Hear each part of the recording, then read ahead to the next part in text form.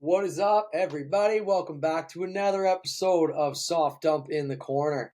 We got a continuation of our X Factors today, and we are doing the Central Division. As we move on to our four-part series, of course, if you did miss the first two, the Atlantic and Metropolitan, go ahead and check out our social medias, check out the website, check out our YouTube channel, All North Six Sports. Definitely give us a follow, subscribe if you can. Without further ado, I'd like to introduce Luke Pendlebury. How you doing today, buddy? What's going on, fellas? What's Love it. happening? Love that, love that, love that. We are ready to rock. Let's get right into this one. As you know, we're doing the X Factors list. If you saw there, listen to the first two, you know how this goes. So without further ado, why don't we get rocking in here? And we'll Let's start, as rock. we do, in alphabetical order with I almost said Phoenix Coyotes. Whoa, that's a P. Shout out Shane Doan. But we're going to go with the Arizona Coyotes, team that's always had a little bit of a tough go within the last few years in particular. Of course, we all know the fun side of things with the Mullet Arena. Can't see my lovely mullet that I have here, but what's our take here on the Coyotes and who's your X factor this season? Yeah, the Coyotes, interesting team, like you said. They've been probably struggling for about 9-10 years now. Last time I think they were in the playoffs was 2012. I think they made it to the second round, I believe. Shane Doan was obviously the captain at that time. They were a solid squad, hard team to play against, but eventually, I think they lost to. I don't even want to say it because I'm probably going to get it wrong. But anyways, we'll move on. My X factor is Barrett Hayton, and this kid. I've been watching this kid ever since World Juniors. He's been, a factor, especially in the Arizona lineup. He hasn't played a whole lot of minutes, but with this reconstructed team, Logan Cooley probably going to be cracking the lineup this year, most likely at least. This gives an opportunity for Barrett to play on that top line with Clayton Keller and Nick Schmaltz. He did post 19 goals last year. He was bouncing back and forth between top six, bottom six, so he hasn't really having his consistency and time on ice. So hopefully with him playing the top six, this gives him an opportunity to kind of break out.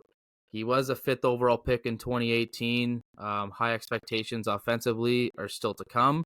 So I am excited to see if he cracks that number one center spot this year and finally breaks out to what he needs to be. Yeah, it seems to be a pretty common trend with a lot of their young kids, right? Yep. Yep. High-end picks, Yep. top 10 picks in particular. They've gone with a lot of forwards in those. You really don't see too many of their D-men drafted there. A lot of them are signed or traded, so to speak.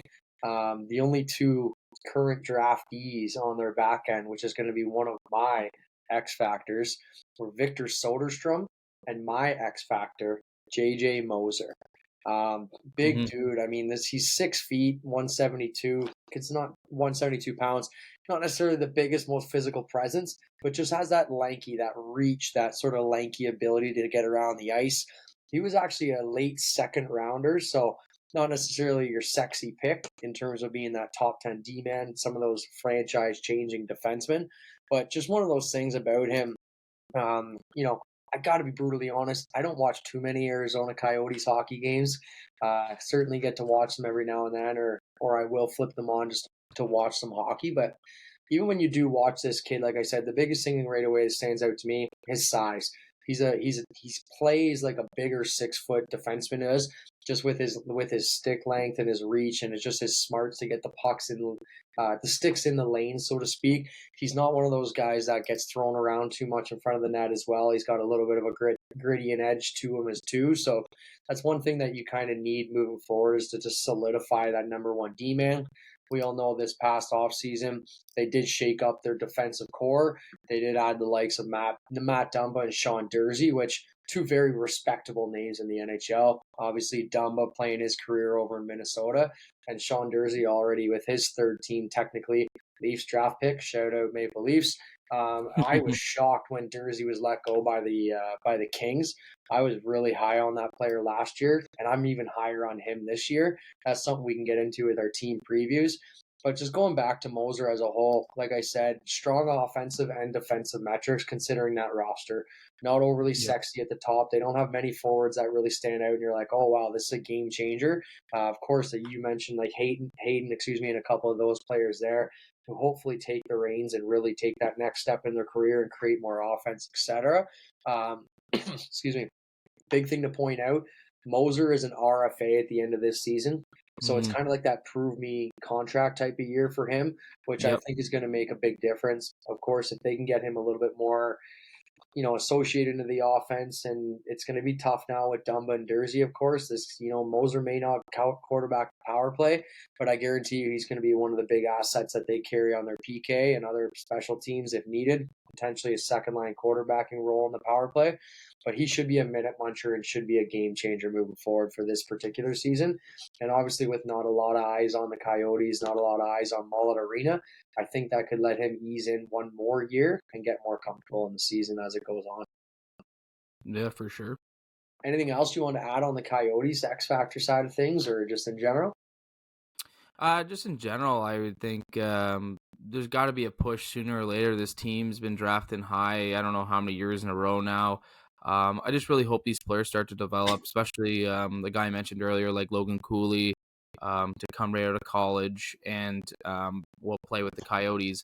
But they got to get out of the bottom eventually, and I'm saying these pieces are, can do it. Absolutely. It's just whether they have the drive and they get the push, but the division's hard. I mean, I could say all the divisions are hard, but they gotta continue to play hard and hopefully get themselves out of there, and especially maybe into an NHL-sized arena too.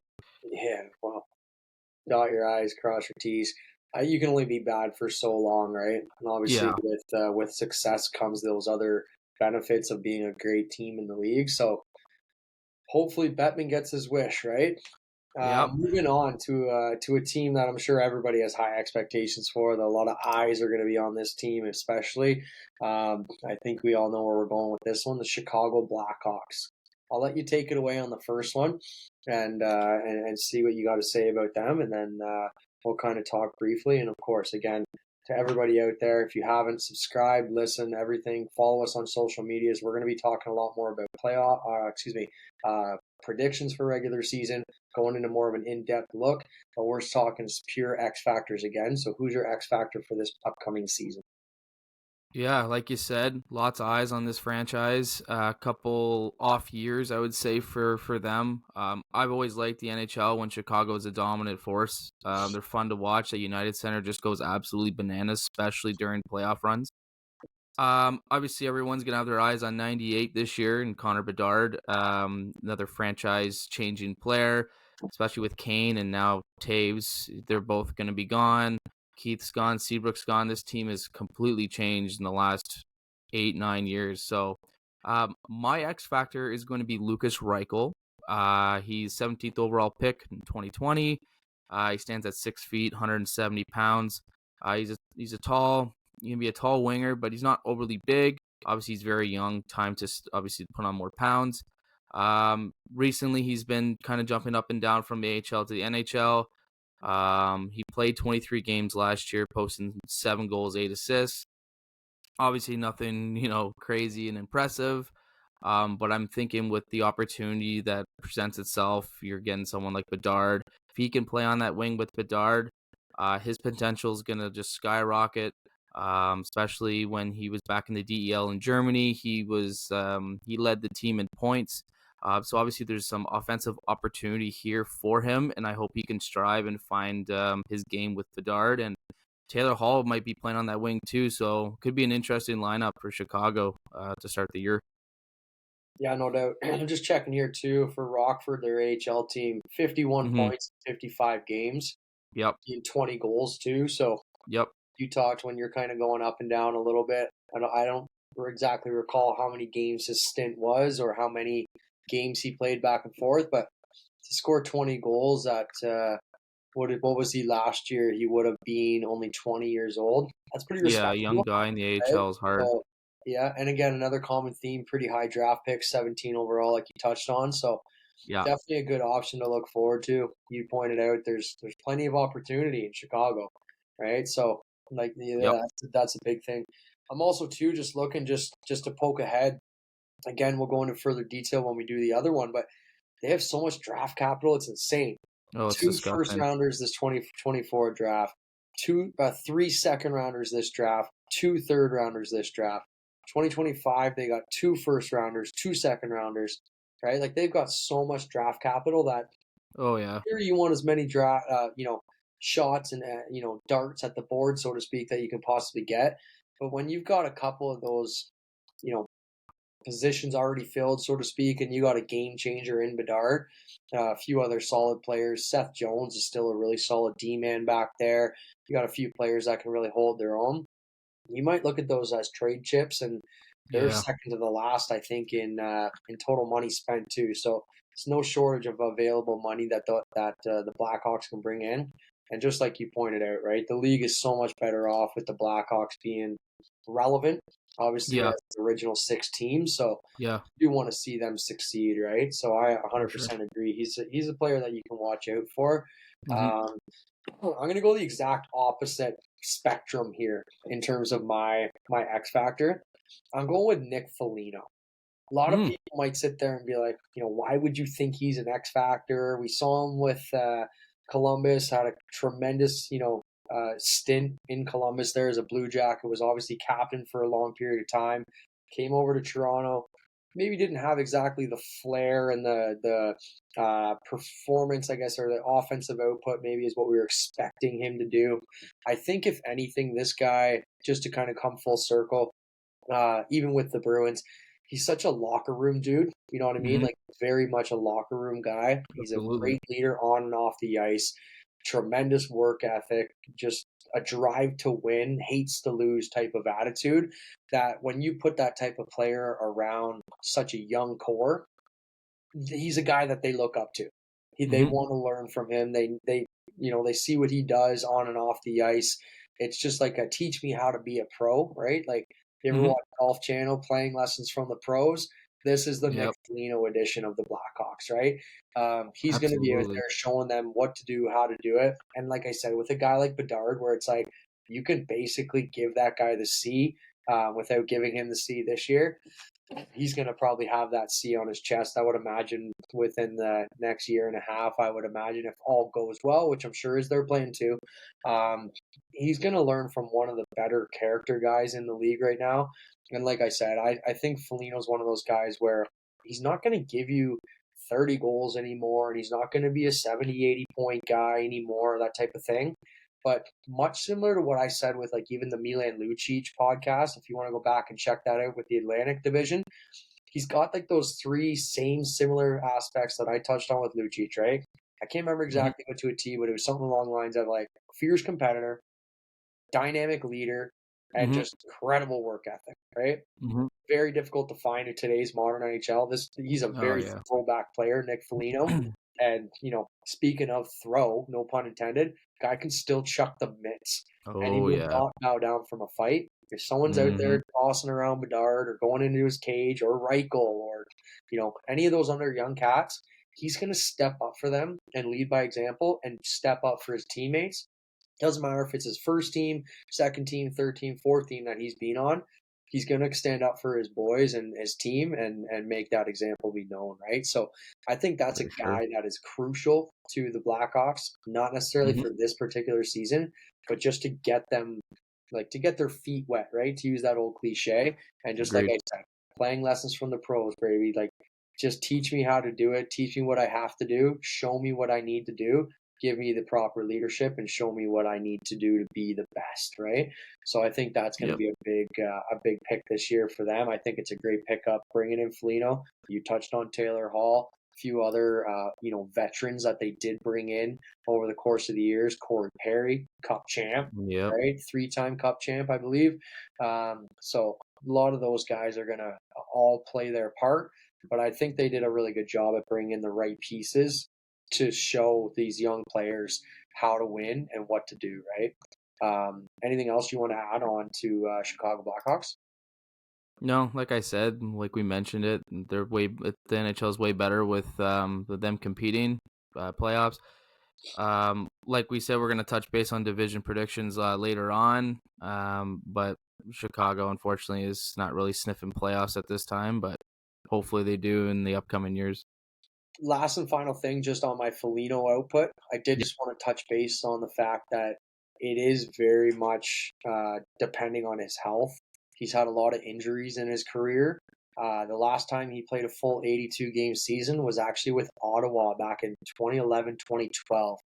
Played Ooh. 79 and 14-15, 79 and 16-17. The last five-ish, give or take, years hasn't cracked more than 67 games, right? So hopefully that guy All can right. stay healthy. Love him to death when he's in the league, and he's just a Mhm. great leader all around. Uh, if there's nothing else, maybe jump into Colorado Avalanche. Yeah. This the Take it away. complete opposite on the spectrum from Chicago, because this team still got the firepower and whatnot at what it needs to come back and win a Stanley Cup. They did lose a few pieces. JT Comfort, they lost Alex Newhook, so they lost some key Landeskog. pieces to that lineup. It's gonna change it up, right? What's that? I said Landeskog. Yeah, losing Landeskog for a whole Well, year. Maybe he'll be back until game one of the playoffs game when one of Just playoffs. goes off Yeah, the LTIR. the good old Kucherov. Let's rock and roll.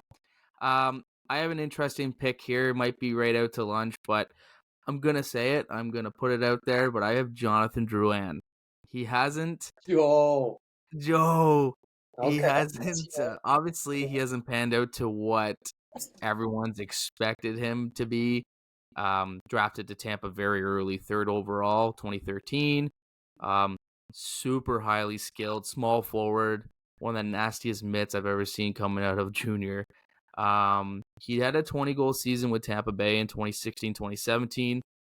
Obviously, that brought some light to the lineup and hopefully light to his potential. Since then, things have fallen off pretty hard. Not reporting to the AHL and a lot of drama going behind him. Then he got moved to Montreal. Tampa got Sergachev. Thanks Montreal for that one. That was awesome. Good how are deal. you? How are you? But coming into Colorado, a winning franchise, they know what it takes to win. You get to play with your Halifax Mooseheads teammate and Nathan MacKinnon.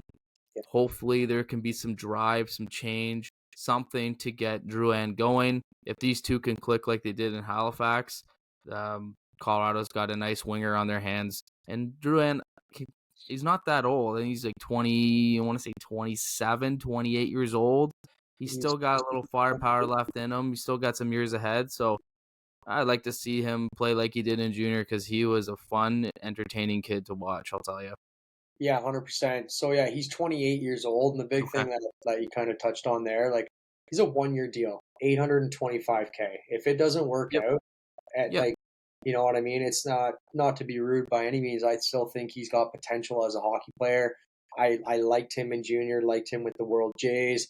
I kind of felt bad for him that it didn't work out going home. There's so much expectation, so much Uh-huh. pressure playing in Montreal. Um, Playing in general in a Canadian market is tough as a whole. Yeah. He's obviously kind of diamond pressured now, or however I really want to try and say that. I know that's not the correct way to say it, but to be playing in such a high pressure market, to go to a team that's expected to do really well, if not compete for the cup, I think that experience goes a long way. Like you touched on, like he might get a chance to play with McKinnon and Rantanen right out of the Yeah. bat. I mean, if it doesn't work out, it could be one game, it could be four shifts. But if it turns out to be 60, 70 games playing with Rantanen and McKinnon, and he ends up playing pretty solid, you There you might see him go. in the 60, 70 point category. Oh, You might God, see yeah. him in the 60, 70 assist category. You know what I mean? Like you just Yeah. don't know with this kid. Hmm. Like you said, he tore it up in the I almost called it the little leagues. He tore it up in games. Back in the day when Joe Drouin was 6 years old, he was yeah, no, but just back in the day when he was playing Quebec, he had 105 points, 108 points. Oh, yeah. Those aren't like, you know, shy numbers. Those are No. elite offensive numbers, right? Even to almost a point per game, just quickly browsing here in the World Juniors. Like Hmm.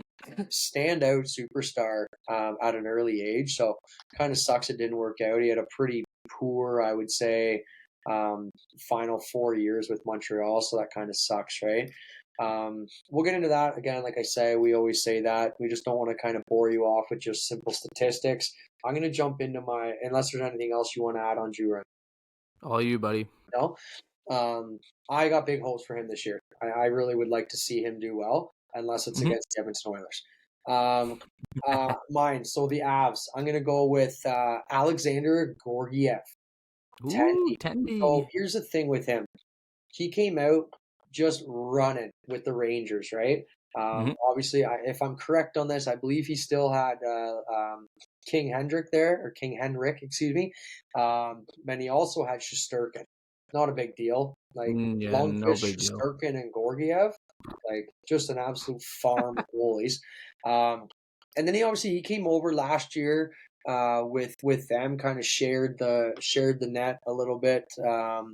With a kind of a three-way goaltending trio, if you will, there, right? This year he does have Frank Hughes again there. Hmm. I'm expecting that Gorgiev handles a 70-30, 65, 35 type of range in terms Yeah. of percentage of games started. Um, but the biggest thing that I saw, or that I see and forecast this season with Gorgiev, is I look at him the exact same way as their winning team a couple of years ago, back when they had shoot, help me out super quick, drawing a blank, their goalie that won it for them, Oh, Darcy Kemper. Darcy Kemper, right? Mid Yep. tier, kind of nothing special goaltending, just kind of make the save when you need them to. I'm Yep. not going to go out and be a 40, 50 goal, 50 save performance type of guy. Just very Grant Fuhrer of the 80s esque, right? Like Yeah. if I let in five, I know my team can score six, but if it's 5-5 late in the game, I'm making that big save. That's kind of the Absolutely. way that I vision just the Avalanche goaltending over the last few seasons. It's nothing sexy, nothing great, but it's one of those things where with that defensive core, having such faith in the offense, knowing that they can outscore anybody in the league, even the best of the best, I think that's a confidence boost to the goalies just to say, I just need to make the one save, right? Yeah. I think that's Gorgiev, and I think he can do that again this year. And if he does, the Avs might very well be in the Cup Finals again, right? Oh Career yeah. average numbers here. 2.79 goals against average and a 912 save percentage. Not overly sexy, No. certainly elite, I Respectable. would say. He's a number one goalie, no doubt Yep. about that. Yep. Um, but even if, right, like it's not like it was one of those things. I don't necessarily think that he had an off year last year. He really didn't. His numbers last year, 2.52 and a 919, right? So slightly above career average. But he Hmm. just felt like he would have a game or two that he was really good, and he'd have a game or two that were really bad, kind of be off and on, right? The pendulum would swing back and forth. And obviously, when they got to the playoffs, they only managed to play 7 games. He played all 7 games, started all 7 games against the Kraken. Of course, Hmm. the Avs got beat out in the first round. 2.6 goals against and a 914 save percentage, right? So just about average, right where he's always Yeah. been. You know what you're going to get with this guy, right? Yep. And that's what I'm saying. Like if they can get some solid to mid to average goaltending, mid tier, like they did with Kemper, I don't see why the Avalanche should not be competing for first and foremost first in the Central, because I think they should very well be first in the Central without Landeskog, or at least top two. Call it top two, easily top three, not fighting for a wild card. Yeah. Injuries happen, some things happen, but I think that realistically they're going to be competing for Central and should have a really good chance at being the representative of the Western Conference if Alex Gorgiev can just be himself. For sure. Next up here, moving out to Texas where everything's bigger, Yeehaw. the Dallas Stars. Take it away. Dallas. Yep. Another strong franchise that I know project to be top three. What an outing they had last year, just so deep down the lineup, especially with like Jamie Benn and Tyler Seguin starting to kind of play like they used to, and it just makes the lineup so much deeper. My pick, and he had a strong year last year, is Wyatt Johnston. Love it. He had 24 goals last year. Played well, especially in the playoffs. He solidified that second line center spot. He's 6'1", 185 pounds. Not the biggest guy in the world. He's Um, but 6'1", he, hey? I didn't realize yeah, I didn't realize he was as big as he is. yeah, he's a tall man. Can you Um, tell, a man? lot of potential. He was drafted in 2021, so that year was the year that the OHL was canceled due to COVID. And I think a lot of these draftees had a tough time, obviously showcasing their skills because they're not playing hockey, right? So, um, the year after he was able to go back to the O and play, the kid put up 124 points and led the OHL in scoring, which is unbelievable, especially when you're coming off a year that you're not playing. All you can do is train and train and train, but you're not out there doing, you're not actually playing competitively. So just a smart kid, high IQ, makes his wingers better, just an all around like strong hockey player. I expect him to be in that number 2 role again with Dallas, behind Rupe, good old Rupe Hintz. And I see another strong year from Wyatt. I'm thinking 25, 30 goals from this kid this year. So looking forward to seeing him play. Yeah, and just to add on to that, 24 rips as a what do we say as a 20-year-old? Technically Yeah. 19 for most of his first year. So Mm-hmm. super new to the NHL level. Played all 82 Yeah. games, 24 goals while averaging 14 minutes of ice. It's Let crazy. that Yeah. He sink found his groove in, early. right? Like let that sink in. Like that's pretty good. I mean, I understand 14 minutes you're probably going against the third pairs, maybe Yeah. second pairs, give or take.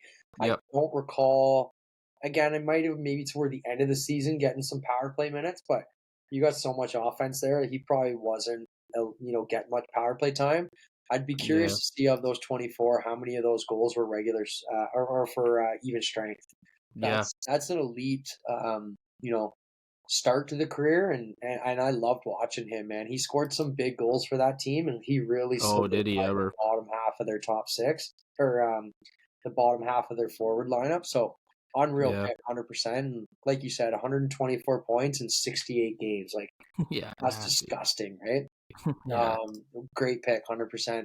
I'm gonna go with another youngster on that lineup too. I'm actually gonna flip over to the back end. I'm gonna go Thomas Harley.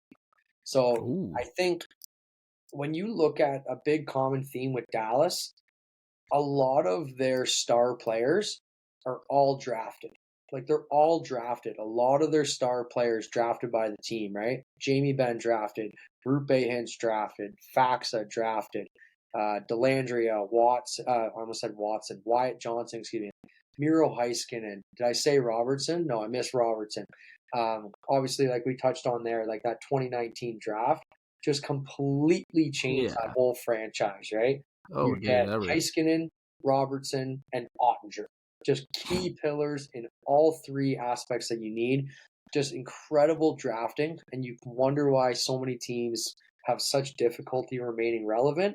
When you draft well, you just find ways to win and you stay relevant. Look at the Tampa Bay Lightning, right? They did it. Yep. Obviously, I don't need to pull your chain on that one. But Yeah. again, like I said, Heiskanen, Lindell, and Thomas Harley, all drafted by the team, right? Absolutely tremendous work by that team. I want to say Jim Nill was the one that drafted all of those players. He's been there for quite some time. But just to get back to it, so 18th overall in 2019. Mm-hmm. A year before, am I right on that? Year before, year after, one or the other of those other three guys there. So Yeah. consistently finding guys. 6'3", 188, right? Like just absolute like massive human being on the back end. Can skate extremely well. Again, I know it's a common theme that we commonly preach on this show is the ability to skate, the ability to move around the ice, but just the pace at which the game is played, you need to create space for yourself out there, but you also need to be able to move the puck really well, right? You got a lot of guys that can skate, and maybe you can't do the other side. Or you get a lot of guys that can move the puck well, but they got cement in their boots, right? This guy's got both of those. Obviously, he's no Miro Heiskanen, but he's basically a Mm-hmm. Walmart version of him, right? And I Yep. love that because you're learning from the best, but you're also being not being forced into situations that you're not comfortable with. Still get some PK time. You might still see some power play time. You're going to see a lot of time on ice, especially now that Ryan Suter's getting a little bit higher and older into the back end of his career. It's another Mm-hmm. tremendous guy that you're learning from, right? Tons of years of Oh yeah. experience. Like their defensive core is very, very underrated, very good. Um, and like I said, I think this could be yet another valuable piece, gaining some extremely valuable experience this season. And of course, he played in, I'm just going to double check here while I've got it open. Played in almost every game last year. Yeah, 19 playoff games as well, scoring a goal and 8 assists. Right. So just again, all around solid. Solid start to his career. He's Mm-hmm. only 22 years old. Played basically 19 playoff games as a 21-year-old. Right, first season in the league.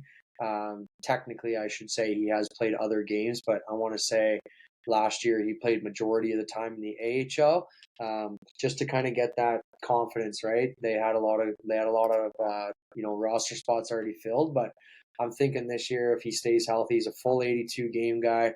Plays extremely solid second liner to Heiskanen, and he's going to be one of those guys that is noticeable out there. Yeah, good pick. Moving on here, so Minnesota Wild, a very weird team to kind of forecast how they're going to be, what they're gonna do. What's your take on Mini? Yeah, Mini's an interesting one. They're they got some young pieces that are still good. Obviously, Kaprizov's a superstar, nasty player. Matt Boldy's coming into his own as well. I expect a big year from him. But my pick for Minnesota is the old big rig Patrick Maroon.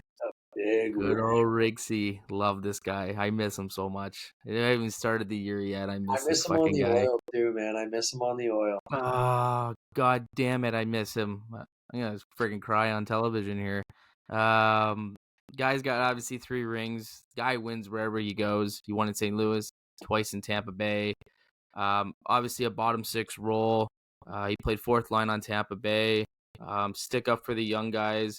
And what we don't really see much from this guy is what a locker room guy this guy is.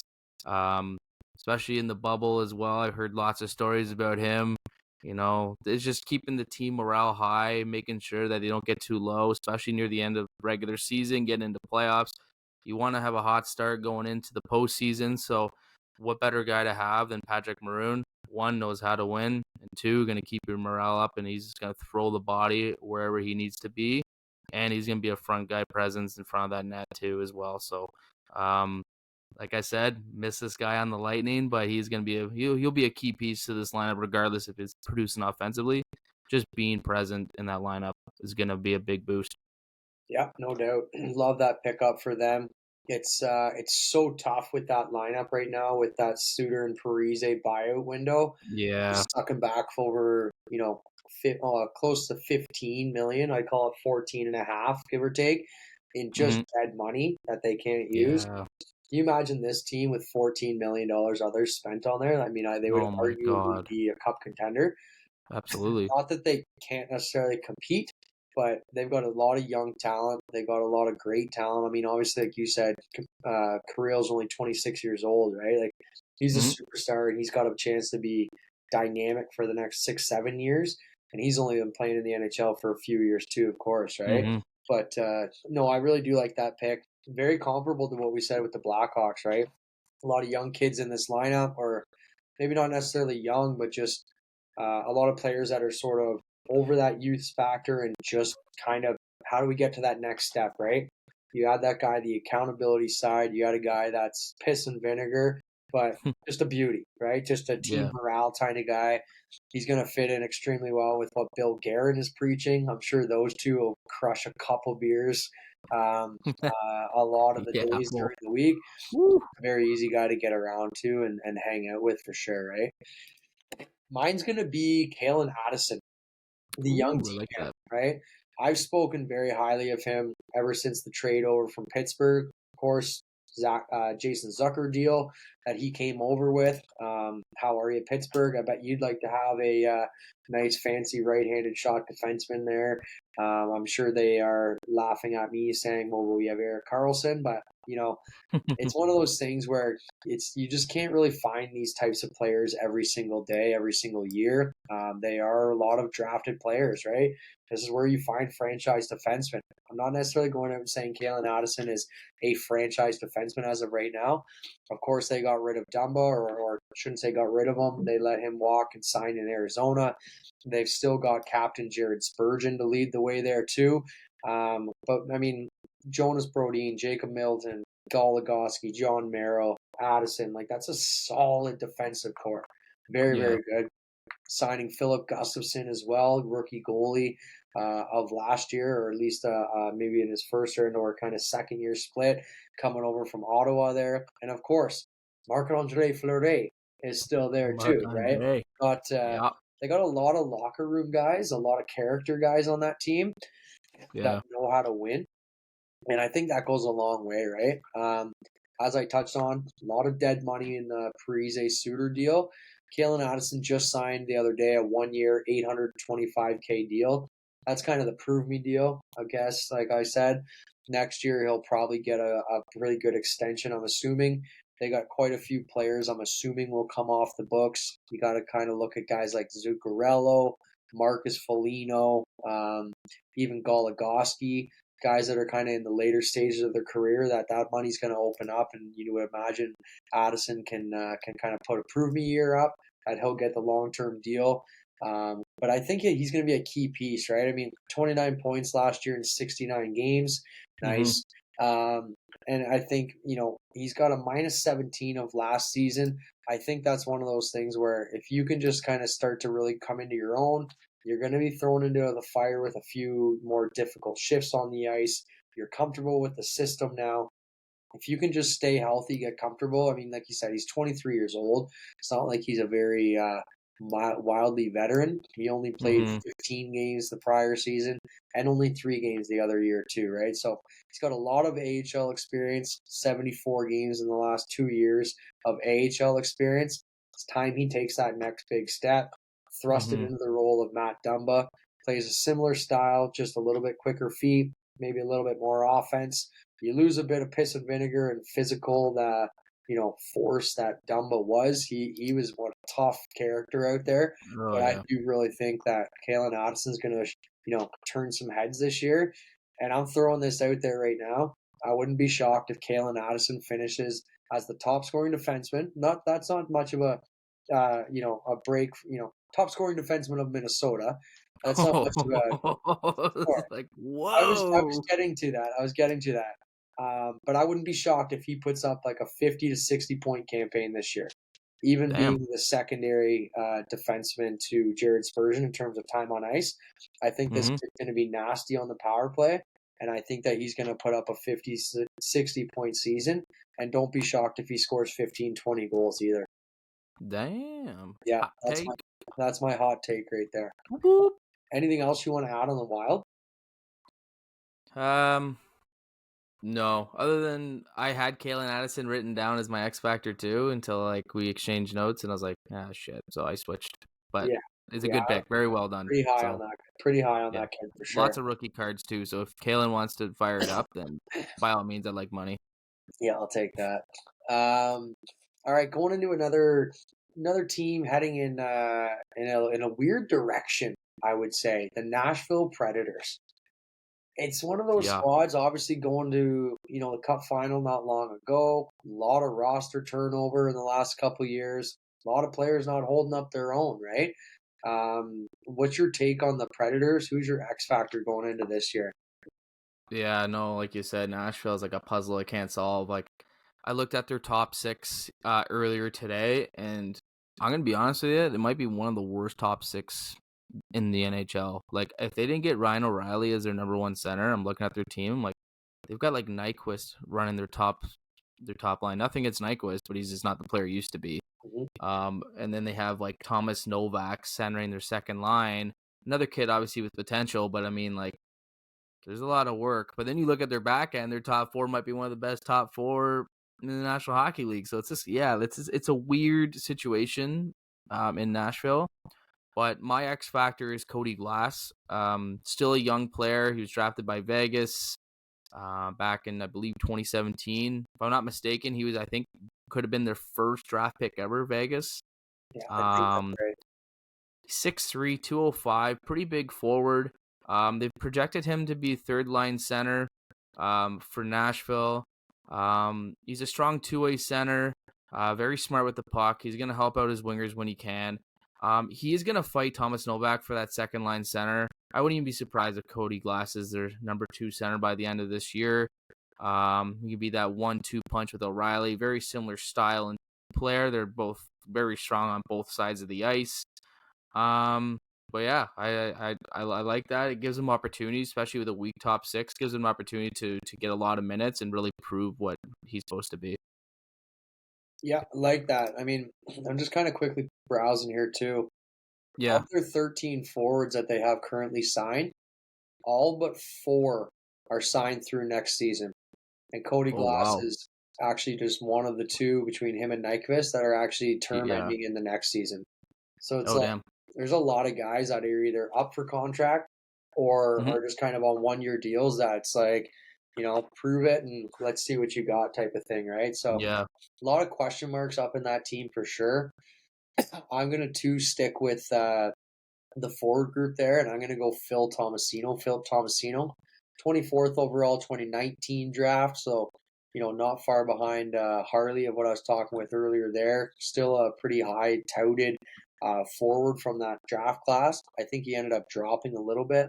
I don't remember exactly why, but he's still expected to be in the top 6 role. Mm-hmm. You made a lot of good points in terms of what we can expect with that top 6. Not a lot of good going on. A lot of question marks. Obviously, we touched on the likes of Philip Forsberg should be driving force. What's up, Marty? You're at the Capitals. But realistically, it's tough, right? O'Reilly's a little bit past his prime on the offensive side. Forsberg's really slowed down on the offense the last few years. Yeah. You know, Gustav Nyquist, like we touched on, 6-7 years ago was an elite forward for the Red Wings, but that's about it. There's not many guys that stand out as sexy picks. Um, Mm-hmm. as we touched on there, and like I said, I'm a big fan of this kid. I think I just have just a bit of a bias, just basically watching him, especially with World Jays, just point per game kind of guy, a real solid elite release. Um, Big thing that I pointed on, I just kind of finding a few little statistics on him. He only shot 9.6% last year, which isn't that Mm-hmm. solid. I think realistically, only seeing about 13 minutes of time on ice. That number goes up to call it top 6 minutes, 16, 17 minutes, give or take. You're hoping that he can produce a little bit more offense, playing with the Mm-hmm. likes of more offensively talented players, potentially even seeing power play. Maybe you see that 9.6 go up to, double digits and 12, give or take 10 to 12 type of range. That's going to start producing a lot more offense for him. He scored 5 goals in 31 games. I could see that kid if he plays a full season, close to 20 goals, right? He should be Yeah. in that type of Yeah. range there. So I really think that he's one of those, players that hopefully he can find his own solid numbers in the AHL. Like I said, still young, only 22 years old, just turned 22 this year. Um, he's going to be 22 basically all of this season as well. Was almost a point per game guy in the AHL, 9 points in 16 playoff games for the Admirals in the AHL this season too. Mm. Lots to learn, a lot of experience to be gained. Like you said, not much on the Yeah. offensive side for their top 6. Solid back end. Thank you for Ekholm, the Oilers are saying. But like I said, man, it's one of those things where it's a tough lineup to look at realistically right now. You don't know what direction they're going to go in, and it could really go either way. But just Mm-hmm. like I said, I like the grind that he has. I like his smarts out there. He seems to always be in the right position in the right time. Real solid release. And you just kind of got to hope that he can produce at the way that they want him to, right? Yeah. I like it. I'm gonna jump into the Blues unless you wanted to say anything else on the Predators. What's your X factor for your St. Louis Blues? Yeah. No, I'm done with Nashville. But St. Louis. Another team, obviously, with some question marks going into this year. Um, my my pick is the 2020 26th overall pick and Jake Neighbors, and this is an opportunity for him to flourish with this lineup. They have him projected right now as a third line winger, behind Kasperi Kapanen, who Huh? has kind of been on the downfall, in my opinion. After the Leafs, he hasn't really kind of explode like he did in Toronto. Maybe just because the spotlight's so goddamn big in Toronto that you just see him more often. But with Jake Neighbors, 6 foot, 201 pounds. He's a playmaker, very, very smart with the puck. He's very similar to what I talked about with Cody Glass. He sees both sides of the ice very well. And like I said, with Kapanen, on maybe the decline, this gives an opportunity for Jake Neighbors to find that top six, find more minutes on the ice, and produce more offensively for the Blues. So that is my pick. Yeah, love that. Obviously, the Blues finally naming a captain after being, after getting rid of O'Reilly last year. Braden Shen, new captain. I think that's a tremendous pick. Truthfully, I love the way that he plays. He's a heart and soul type of character for that team. When did they announce the captaincy? A couple days ago. Oh, good job, Yeah, Luke. yeah. Way to stay up with the news there. Way to stay up. I didn't even So, know. Shit. yeah, Okay. so Good yeah, for him. Braden Shen, captain of that team. I think it's very well deserved. Yeah. They got a lot of really good characters on that team, like I said. Bringing in Kevin Hayes too, Mm-hmm. Robert Thomas, Jordan Kyrou. A lot of those guys are really up and coming players too that are going to learn from the likes of Shan and learn from the likes of, as I touched on there, um, Sod Cup winner. Kasperi Kapanen, like you said, is one of those guys where I think he's going to open the role for a lot of those players if he doesn't, continue his or if he does continue to not, perform up to expectations. My pick though is going to be a little bit of a wild card. It's Jacob Vrana basically, or Jakob Vrana, if you Jakob. will. Um, Whoop. so many people forgot about this guy, man. This Like kid is it's tough absolutely because nasty. he's so nasty. I mean, unfortunately, entered the NHLPA's player assistance program. Mm-hmm. Had a little bit of whether it was drinking or drugs or whatever abuse program. Ultimately, had a little bit of a mental breakdown, unfortunately too. So a little bit of a mental health scare too. So you never like to see that, obviously, especially for a guy that had such a strong offensive. Not even just offensive, but just had such a good start to his career, right? He was a Mm-hmm. very well-known player when he was playing with Detroit. Unfortunately, had the issues that came up there within the last couple of years. He's only played in 25 games over the last 2 seasons. I'll look more Mm-hmm. specifically to last year. Played 20 games when he went over to the Blues. Still scored Yeah. 10 goals in 20 games. Oh Right, wow. half a Yeah. half a goal a game. That's a 40 goal season, right? Yeah. Not to Yep. sit here and say that he's going to be due for a 40 goal year, but when you look back, just simply, I mean, he was a first rounder as well, 13th overall to Washington back in Mm-hmm. 2014. He's been a pretty solid offensively producing player. 24 goals in 18-19. The cup, the or sorry, 13 goals in the year they won the cup in 18, right? Jumped Mm-hmm. up to 24 goals in 82 games, played a full season. And then in 1920, in 69 games, he scored 25 goals, right? So that's close to a Damn. 30 goal campaign when you Mm-hmm. look at that there, right? Obviously, like I touched on, he's a cup winner. He won a cup with them as a young player. I think he was only 22 years old when he won the cup with them. Scored 8 points in 23 games. Not Mm-hmm. necessarily saying he was a big force on the ice there, but I do remember watching that team.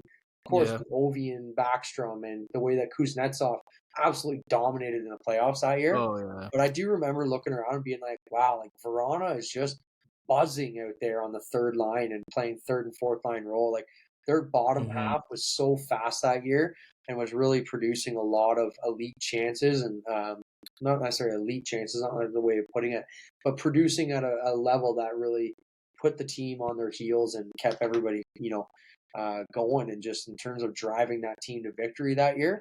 And just kind of like I Mm-hmm. said, just the way that he played last year, coming back from all that injuries or mental, side of things, the abuse program, everything he had to deal with to come back in those 20 games and have 10 rips for that team. Yeah, it's That so again, impressive. not necessarily an offensive, dynamo by any means on that Blues team. He still has it, right? And that's got to be really a real good sign for them moving forward into this year.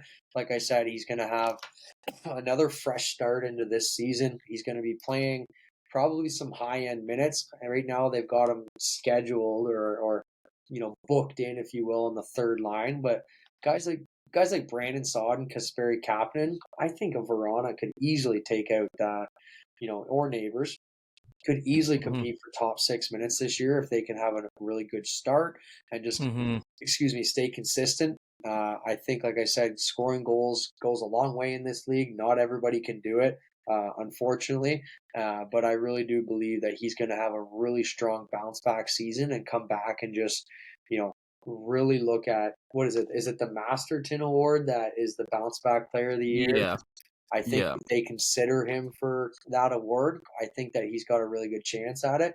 If he Hmm. doesn't qualify for it, forget that I even said it. But he's my Yeah. bounce back player this year to be, back to what we're used to seeing with him. I wouldn't be shocked if he puts up, I'm not saying he's going to be a 30 goal scorer, but 20 goals, 25 goals, 70 points, I Hmm. don't think is out of reach for this guy. And I do think that the Blues are going to be a better team than most people expect. They've always had good coaching. They've always had a good organization, and they're winning. They're just a winning organization, right? So Hmm. I wouldn't be shocked by any means if Jakob Vrana has a really solid bounce back year. Yeah, no, good pick. Anything else on the Blues on there? No, obviously we'll touch base more of that and division predictions and everything. But I agree with you. I think St. Louis. I think everyone's underestimating what they're gonna do. And yeah, as much as Jordan Binnington's an absolute nut bar, he's still a decent goalie. And then leading the back end with Colton Parenko. You should find these guys probably top three, if not top wild card spot at the very least. So we'll get more into that later. Yeah. For sure, for sure. Really, only 5 teams that are going to compete for the 3 spots on the in the Central too, and between the Owls and Stars, you got to think they're going to have it. But Yeah. Wild Blues and Jets, like that's a wild card right now, right? Mm-hmm. So again, we'll get into that, of course. But Yep. last and not least, like I just mentioned, the Winnipeg Jets.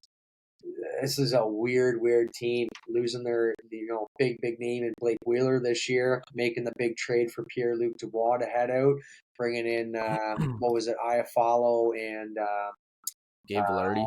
and who? Sorry. Gabe Velarde. Correct. Yes, you're right. Right. So very good trade, I think, for both teams. I really do think both teams got a win out of that. I'd like to think that if it works out with Pierre Luc Dubois not whining and complaining for the first time of his career, that might actually work out in LA. But I do really think that the Winnipeg Jets got the win out of this trade, bringing in those 2 players. Who's your X factor this year for the Jets? Yeah, Jets are an interesting one. I was actually watching a little TSN this morning with my bowl of cereal, and they were talking about the Jets, and they were just saying like All coming right, off of I'm gonna last. stop you there real quick. What everybody wants to know: what kind of cereal did Luke have this morning? Oh, Luke had Lucky Charms, buddy. Lucky Charms, Lucky like Charms. magically Yeah, you delicious. gotta wake up. Little Lucky Charms with a little bit of milk just goes a long way. Just goes a long way. Hey, you know And I what, was lazy to kids? make something more, but You can be 29 years old and still enjoy a Lucky Charms bowl you of cereal bet in your the morning. ass. You bet your ass. You know when I turned and got my pro card for golf? I had Lucky Charms in the morning, buddy. There you go. There you There you go. go. So if you want to turn pro in golf, all you gotta do is have a bowl of Lucky Charms. I'll come to Anyways, the corner of Door Six Sports presented by Lucky Charms. Lucky Charms. Oh, I'll take a life supply of that all day. Anyways, um, it seems like a lot of negativity going around. Like you said, Blake Wheeler's now gone, who was their captain, and then it was stripped. But still, it's just probably not as a good look in the locker room when that player's still present and you strip the C off his sweater. Up to the fort. Shifley, Hellebuck, we're talking today. They still haven't signed extensions. I believe they got one more year left too. So if they're not looking to extend, what does that say in the locker room, especially with maybe their 2 best players going into next year not having 1 year left on their deal? So interesting for sure. My X factor is the newly captain Adam Laurie. Laurie. Wrong Laurie, but still, Raptors it's fun legend. to do it. Yeah. Anyways, um, um, he's been around this locker room for a while. He's a huge force out there. This throws the body around. Obviously, there's reasons that we don't know in the behind the scenes why he's the captain. Obviously, he's a great locker room guy. Motivates the boys. Hopefully, with Velarde and Iafallo in the lineup, hopefully they can find their groove and produce offensively as well. But just sticking up for others, Laurie will. But yeah, I think this is going to be a big piece, especially now you're wearing a C. You're in Canadian franchise. Spotlight's going to be on you, so we'll see how he deals with it. But he was picked for a reason, so excited to see what he can bring to that Winnipeg Jets lineup. 100%. Touched on a couple big things there. Locker room being the one thing. I'm hoping Lauer. I like the player. Been around quite a Yeah. while now. I think he's going to be a good leader for that dressing room. Like you said, losing Wheeler is a big loss for them. I think a change of voice is a good thing all the time. Not all the time, but some of the time, if it hasn't been working, you don't want to hear the same, recycled speeches, same recycled, et cetera, et cetera. They've still got a $2.75 million dead cap on the buyout for Wheeler too. So, it's never a good thing when you're paying a guy not to play for you. Yeah. So my X factor is going to be Josh Morrissey Mm-hmm. this year. So there's one big thing that really stood out to me was like, when did this guy get so good? You know what Yeah, I I mean? know. Like, it was one of those things where he did all the little things right. He was so good at tying people up in front of the net, making sure he's not letting guys, deflect the puck, get secondary rebounds. He's tying up the sticks, tying up the man, making sure that he's in front of the puck, protecting the sight lines for Hellebuck or the goalies in net. Just doing all those little minute details, right? Like making breakout passes to tape, not putting them in the skates, right?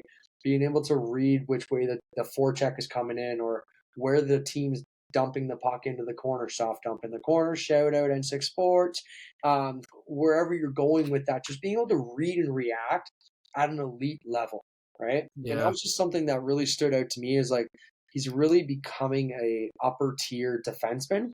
And then he goes out and posts 76 points in 78 games. Call it a Oh point yeah. per game. Um, Boom. Averaging 24 minutes of time on ice. I'm like, this guy really stood up and just kind of took his game to the next level, took the Jets to the next level, really Mm-hmm. made it known for, around the league. He finished fifth in Norris voting last year, right? Which Damn. is, if you were to sit there and name the other top four, it'd be pretty easy to sit there and be like, okay, well, Carlson and Fox and Makar. McCarr, right? Like you're sitting there naming the easy ones, right? And then you're like, oh, Josh Morrissey, right? Or Josh Norrissey, if you will, for one point of last year. Eh. He had a little over a point per game. Um, you could see it. The biggest thing that I noticed was like when he got injured in the playoffs in like the early portion. I think he only played one game or no, 3 games last year. Was early in that season or series, Mm-hmm. excuse me. It was a big change for that lineup. Like everything just went Massive. downhill for them, and then just you knew they were losing after he went out, right? Which just goes to show Yeah. you how important that guy is for that lineup.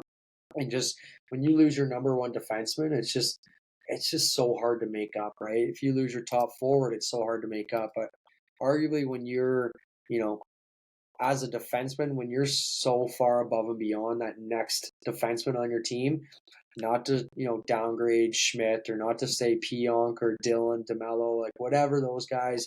Like I'm not saying those guys are not capable defensemen, but when you lose your elite top defenseman, it just is such a huge loss for the team all around, and you could really see that last year. So I think Morrissey's just going to take what he did last year and just go right into next season, like just full force, one gear go, right, moving forward, as we say.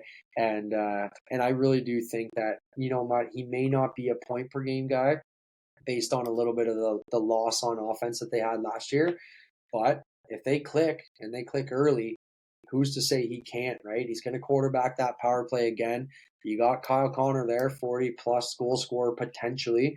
Mark Scheifele's a solid guy all around. Nikolai Ehlers had an off year, but Iafallo and Vlardy? Velarde coming in there to really solidify that top six. Yep. I don't think you're going to lose much out on them next year. They just have such a big question mark. And like I said, I really do think that this team goes as far as their goaltending.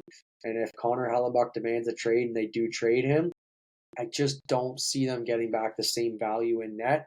And I don't see Laurent Brossoit being able to carry the reins again for that team. No. So I just don't know what their future holds if they don't bring back a goaltender of that capability. But like I said, I don't think that's going to impact much of what Josh Morrissey will be as their X factor for the Winnipeg Jets next year. Anything else on the Jets? No, you've touched on it basically. Yeah, it's the big factors. This just shows you like how many number one goalies are in the NHL. Connor Hellebuck is one of them. And if he's not in that lineup, they're in big trouble. And like you said, Brossoit he's not going to be able to take the reins on, especially for 40, 50 games this year. So, it'll be an interesting lineup. We'll see what happens if they get the extension done. And if they don't, I don't know. They're going to have to look for that goalie because it's going to be hard to find a goalie these days, especially a number one.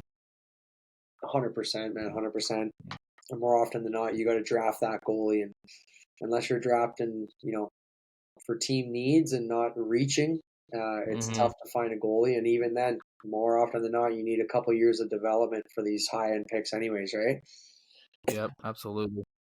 All right. Cool. I'm going to call it on that one there. Got to get going, of course. For everyone that's still listening, please check out on social medias, on Instagram. We do have posted videos there. TikToks we got there. If you're looking for any of the other three or the other two, X factors that we've done, both Atlantic and Metric.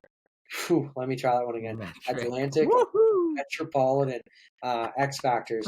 We have those listed on North 6 Sports YouTube, as well as on the traditional Apple Podcast, Spotify playlist if you want to just hear it through the Soft Dump in the Corner audio version. And also to visit North 6 Sports, north6.ca for any of the blogs and recent posts that we do keep up on there. Anyways, thank you very much for listening, everybody. Again, North 6 Sports, Soft Dump in the Corner. We'll talk to you next time. Woohoo!